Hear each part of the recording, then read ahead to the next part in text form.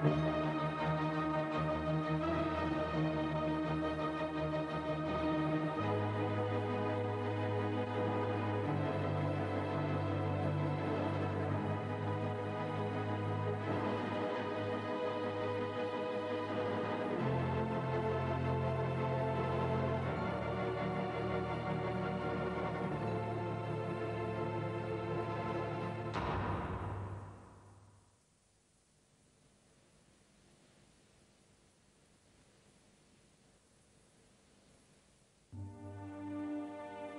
1920, les pays européens se remettent lentement du premier conflit mondial.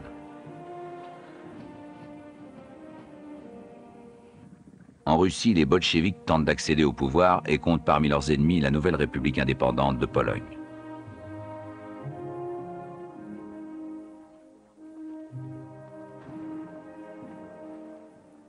À l'ouest, le calme semble revenir plus facilement. La famille royale britannique s'est réunie pour assister au départ d'Albert Edward, prince de Galles, pour un voyage aux États-Unis.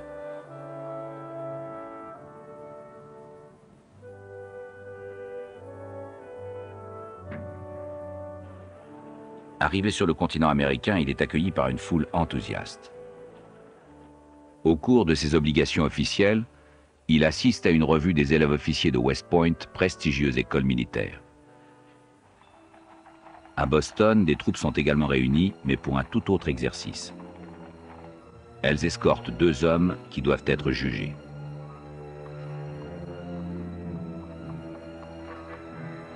Nicolas Sacco et Bartolomeo Vanzetti sont inculpés pour vol à main armée et meurtre, mais beaucoup pensent qu'ils servent de bouc émissaire pour les troubles qui agitent le pays.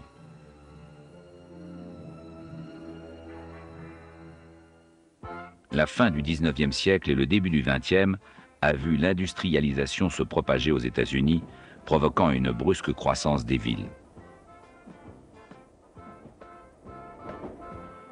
Des millions d'immigrants débarquent d'Europe, fuyant souvent des conditions de vie sordides et un régime politique opprimant.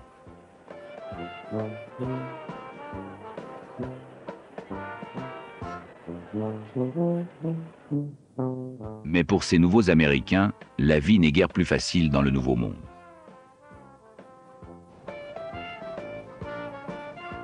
Les salaires et les conditions de travail sont déplorables et la plupart vivent dans les sordides taudis des villes nouvelles. Les troubles s'amplifient dans la classe ouvrière.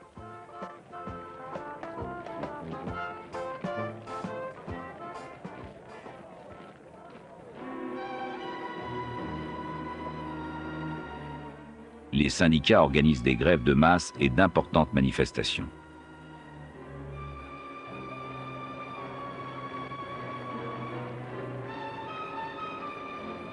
La violence est de plus en plus présente.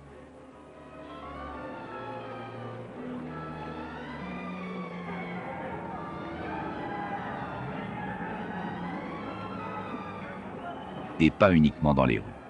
En juin 1919, un attentat détruit la résidence du procureur général des États-Unis, Mitchell Palmer. Celui-ci jure de réprimer ce qu'il appelle le mouvement rouge, c'est-à-dire les communistes, les anarchistes et même les syndicats traditionnels, à présent perçus comme un mouvement subversif menaçant la structure même de la société américaine. Des troupes sont déployées dans de nombreuses villes afin d'empêcher les rassemblements et les manifestations. L'anarchie peut surgir n'importe où ou à n'importe quel moment. Le 2 janvier 1920, les services juridiques de Palmer font une descente dans le quartier des immigrants et arrêtent près de 1000 personnes, puis les enferment dans des camps improvisés sans les juger. Mais les autorités déclarent bientôt qu'il y a abus des droits constitutionnels et la plupart des détenus sont libérés. Le 5 mai 1920, l'arrestation de 2 immigrés italiens, Sacco et Vanzetti, pour détention de brochures anarchistes, ne soulève que peu d'intérêt. À Boston, leur ville de résidence, la police réprime avec une extrême brutalité de violentes émeutes.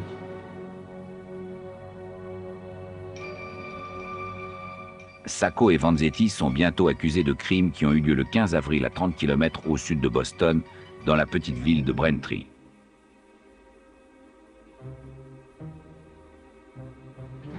Ce jour-là, 2 convoyeurs de fonds de l'American Express viennent chercher une boîte métallique au train du matin en provenance de Boston. Ils signent une décharge et repartent avec le coffret. Ils se rendent ensuite à leur bureau à Hampton House, tout près de là. Le coffret contient environ 27 000 $, soit les salaires hebdomadaires du personnel des 2 plus grandes compagnies de la ville. L'un des convoyeurs aperçoit de l'autre côté de la rue une voiture de couleur sombre, bien lustrée, et sous un Porsche, un homme mince aux cheveux châtain clair. Un peu plus tard, Frédéric Parmenter, le comptable de l'une des 2 compagnies, située à environ 100 mètres de là, arrive avec un autre convoyeur de fonds, Alexander Berardelli. Ils viennent chercher la paie des employés. Cette reconstitution montre que les convoyeurs de l'American Express virent Parmenter et Berardelli quitter le bâtiment tout juste avant 15 heures et se diriger vers Railroad Avenue. Les 2 hommes tournent dans Pearl Street, traversent le passage à niveau et s'arrêtent un bref instant pour bavarder avec Jimmy Bostock, l'homme à tout faire de la compagnie. Les ouvriers d'un chantier de construction les aperçoivent ensuite en train de traverser la rue devant l'usine Rice & Hutchings, la 2e grande compagnie de la ville. Sur le trottoir opposé, 2 hommes trapus, de petite taille, les attendent. Lorsque Parmenter et Berardelli traversent la rue, les malfaiteurs sortent des revolvers et tirent. Berardelli touché s'effondre. Parmenter essaye de s'enfuir, mais reçoit 2 balles dans le dos. C'est alors que la voiture de couleur sombre surgit. Les 2 hommes se saisissent du coffret sous les yeux de plusieurs témoins, y compris de Jimmy Bostock. Un homme, debout sur le marchepied de la voiture, tire sur les passants, et puis à nouveau sur Berardelli. Les bandits s'entassent dans la voiture qui se dirige vers l'ouest.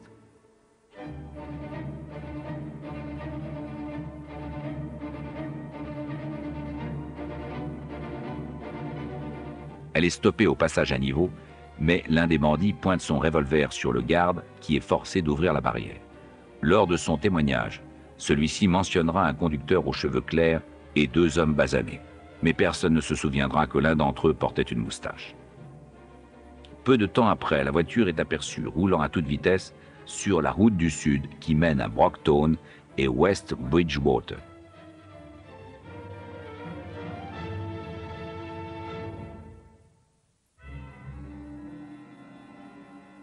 Berardelli est déjà mort. Parmenter décède peu après avoir été transporté à l'hôpital.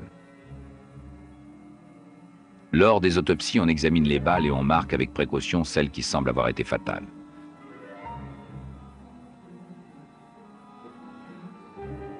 La veille du Noël précédent, un hold-up avait eu lieu à West Bridgewater, à environ 25 km au sud de Braintree. Des témoignages mentionnent aussi une voiture de couleur sombre. L'inspecteur de police de la région soupçonne des immigrés italiens installés dans la région et essaye de rapprocher les 2 affaires.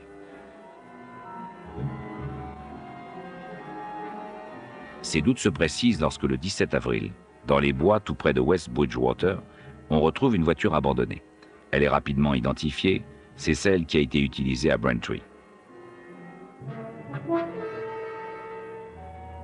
C'est le 20 mai, à Campello, une ville de la région, que la police arrête 2 hommes dans un tramway. Il s'agit de Sacco et Vanzetti. Les raisons de leur présence dans la ville ne sont pas très claires. On découvre sur eux des pistolets, un 38 chargé et un Colt 32 automatique, ainsi que des documents anarchistes.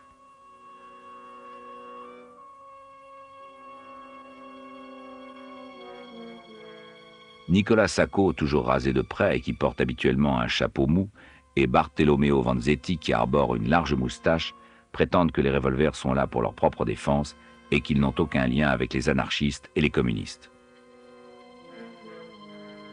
Mais ils ont en leur possession des documents subversifs, et cela suffit à leur faire passer la nuit en prison. En effet, les pouvoirs américains se méfient de toute personne qui semble liée de quelque manière que ce soit avec ces mouvements. En 1901, lors d'une exposition à Buffalo, un immigré polonais anarchiste convaincu et un peu déséquilibré avait assassiné le président McKinley.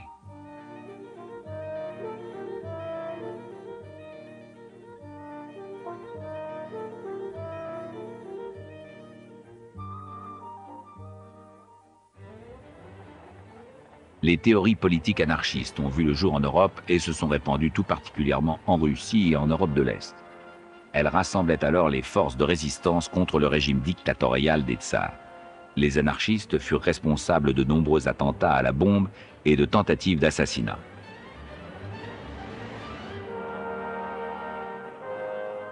L'anarchisme et le communisme se sont ensuite implantés aux États-Unis avec les grandes vagues d'immigration de l'Europe de l'Est qui déferlèrent sur Ellis Island dans les années 1890. Durant la période qui précéda la Première Guerre mondiale, ce mouvement joua un rôle fondamental aux États-Unis dans la lutte pour l'obtention de meilleures conditions de travail.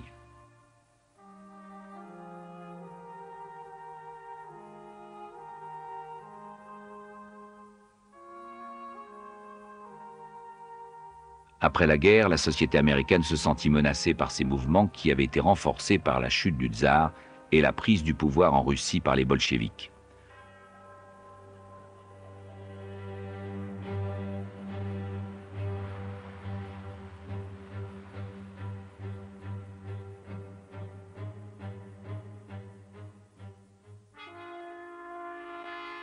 Lors de leur arrestation, Sacco et Vanzetti ignorent qu'on les soupçonne dans l'affaire de Braintree. Mais dès le second jour, les deux hommes déclarent que le 15 avril, ils étaient au travail.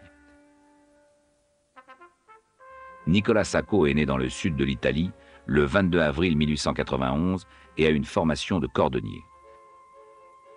Il arrive aux États-Unis en avril 1908 et travaille tout d'abord à la construction de routes. Puis il étudie la fabrication de chaussures, trouve un emploi et acquiert très rapidement la réputation d'un artisan consciencieux et qualifié. Il gagne bien sa vie.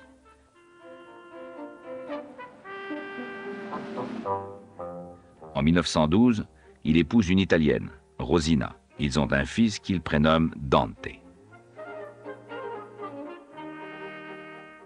Sacco consacre beaucoup de temps à sa famille, mais il s'engage peu à peu dans la défense de la cause ouvrière, distribue des prospectus anarchistes et aide à recueillir de l'argent pour les ouvriers en grève.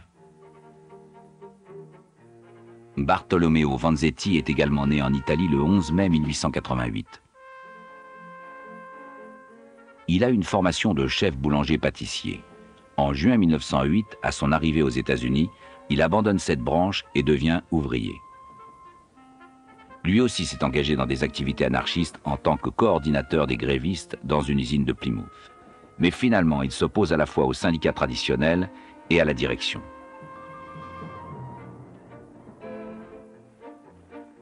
En 1917, lors de l'entrée en guerre des États-Unis, les deux hommes, tout comme de nombreux immigrés, se réfugient au Mexique pour éviter la conscription.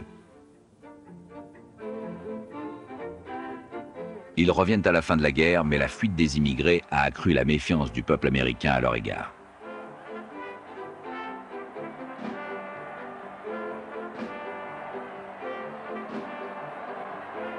Sacco retourne travailler à l'usine de chaussures et Vanzetti se met à vendre du poisson avec une charrette à bras sur les marchés de Boston.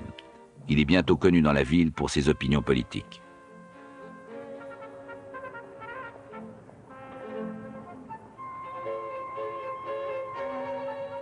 Les deux hommes commettent une grave erreur en tentant de dissimuler leurs liens avec les milieux anarchistes lors de leur arrestation. Lorsque la police découvre qu'ils ne possèdent pas de permis de port d'armes, leur implication dans les meurtres de Braintree paraît indéniable. Cependant, aucun des témoins ne les identifie clairement.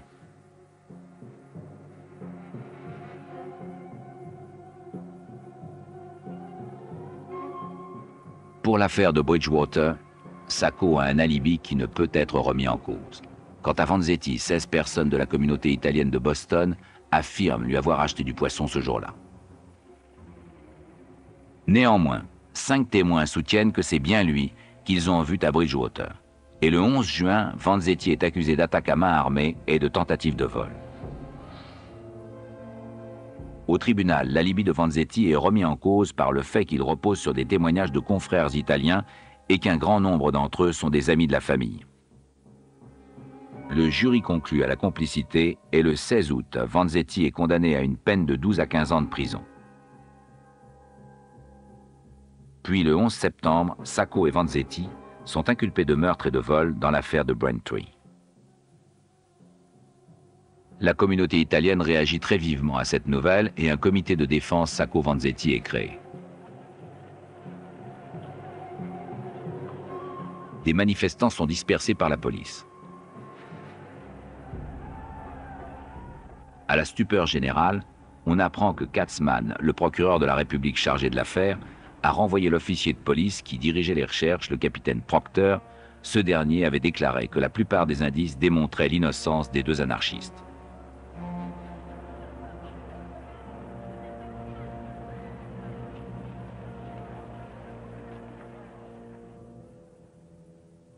Le procès s'ouvre le 31 mai 1921 à la Haute Cour de justice de Dedham, dans le Massachusetts. Des policiers armés gardent l'entrée du tribunal et veillent scrupuleusement à ce qu'aucune arme ne soit introduite dans l'enceinte du tribunal.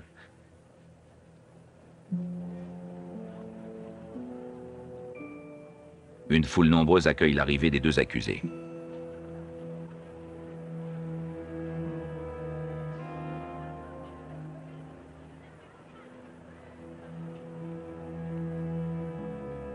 Sacco est défendu par Fred Moore, un avocat californien incisif et radical.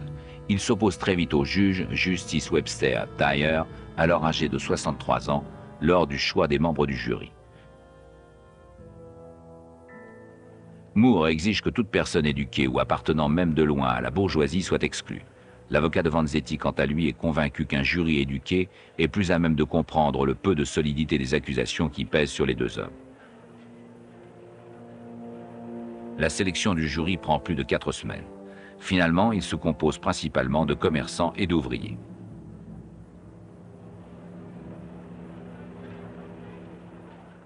Dès les premiers débats, le procureur général met à l'épreuve les témoins oculaires qui accusent Sacco et Vanzetti. Finalement, 26 d'entre eux avouent ne pas les reconnaître formellement.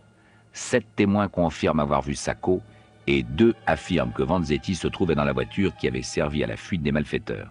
Mais, chose étrange, personne n'avait mentionné de moustache antérieurement.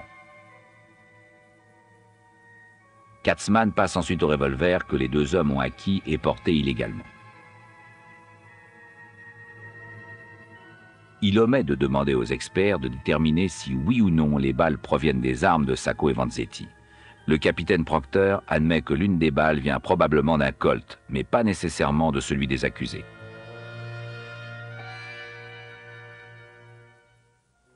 Katzmann s'attarde longuement sur la menace anarchiste et sur le fait que les deux hommes sont des partisans convaincus de ce mouvement.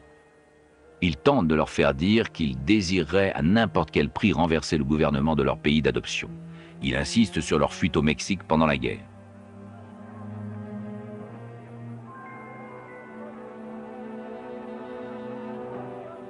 Sacco et Vanzetti nient avoir jamais utilisé la violence pour défendre leurs idéaux. Dans un discours exalté, Sacco affirme que son départ pour le Mexique prouve qu'il est un pacifiste convaincu qui déteste la violence. Au cours de sa récapitulation, le juge Taillère n'insiste pas sur l'inconsistance des accusations.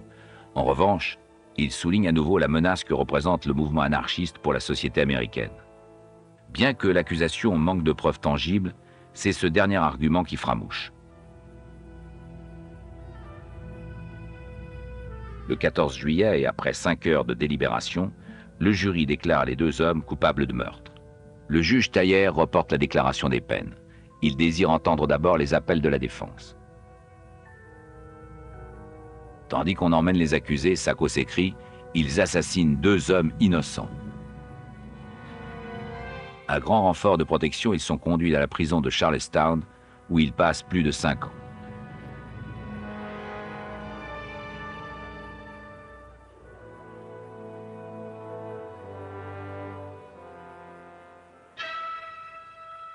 Des gigantesques manifestations remettent en question ce verdict asséné sans aucune preuve tangible.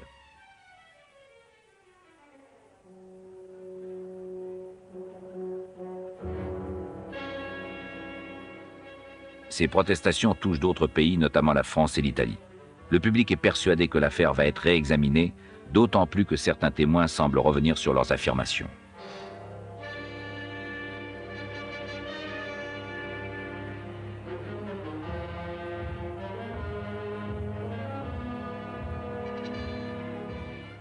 Aux États-Unis, des équipes juridiques soutenues financièrement par les syndicats et des dons du public poursuivent le combat. Durant les 5 années suivantes, 6 motions différentes sont déposées pour que le cas repasse en jugement. Mais le juge Thayer rejette chacune d'entre elles. En 1925, un détenu de Denham, qui est accusé de meurtre, avoue être l'un des meurtriers de Braintree. Il s'appelle Celestino Maderos et refuse de nommer ses complices. Il appartient au gang Morelli de Boston, dont certains autres membres ont été aperçus près de Braintree avant le hold-up. Mais le témoignage de Maderos est rejeté par les autorités du Massachusetts, qui semblent vouloir respecter à tout prix la décision du jury. L'épouse de Sacco rend souvent visite à son mari et s'occupe également de Vanzetti qui n'a pas de famille. Sacco refuse de voir sa fille Inès, née après son arrestation. Plus tard, il lui écrira des lettres pleines d'affection.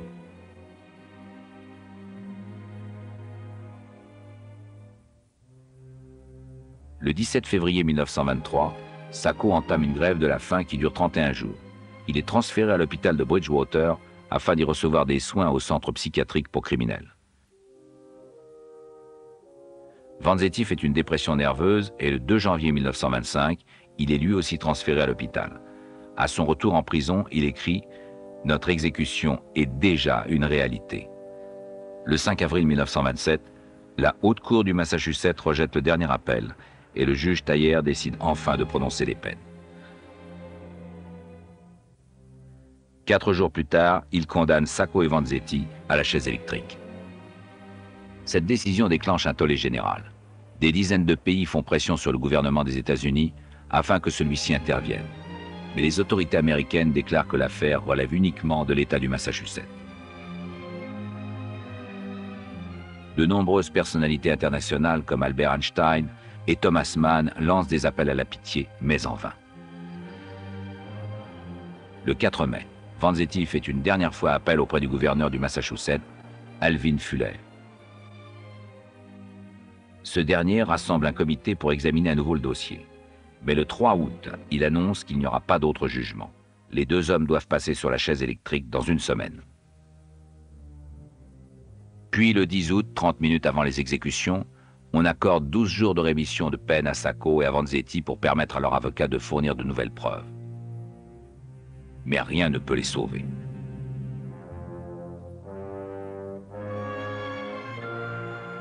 Le jeudi 22 août à minuit, Sacco et Vanzetti sont exécutés.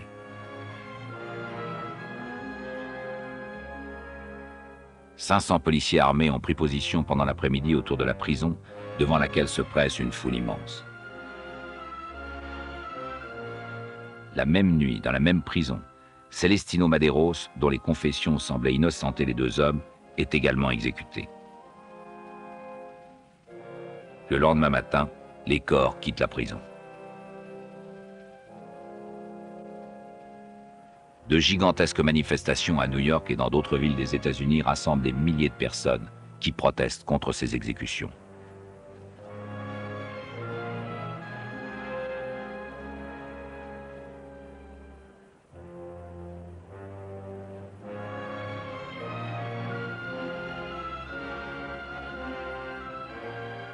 Certains manifestants assaillent les résidences des membres du jury et du juge.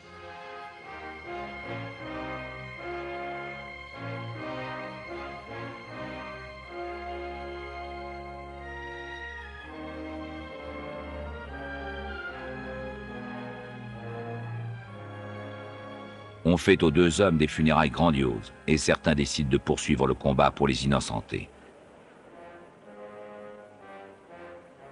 Ce n'est qu'en 1973 qu'un dissident de la mafia, Vincent Teresa, fait des révélations décisives. Sur son lit de mort, le chef du gang de Boston, Frank Morelli, lui aurait confessé que ces hommes étaient responsables du vol et des assassinats de Braintree. Morelli aurait déclaré « C'est nous qui avons flingué les types et c'est ces ploucs qui ont tout pris ». Le 19 juillet 1977, le petit-fils de Sacco, Spencer Sacco, reçoit une proclamation en main propre du gouverneur du Massachusetts, Michael Dukakis.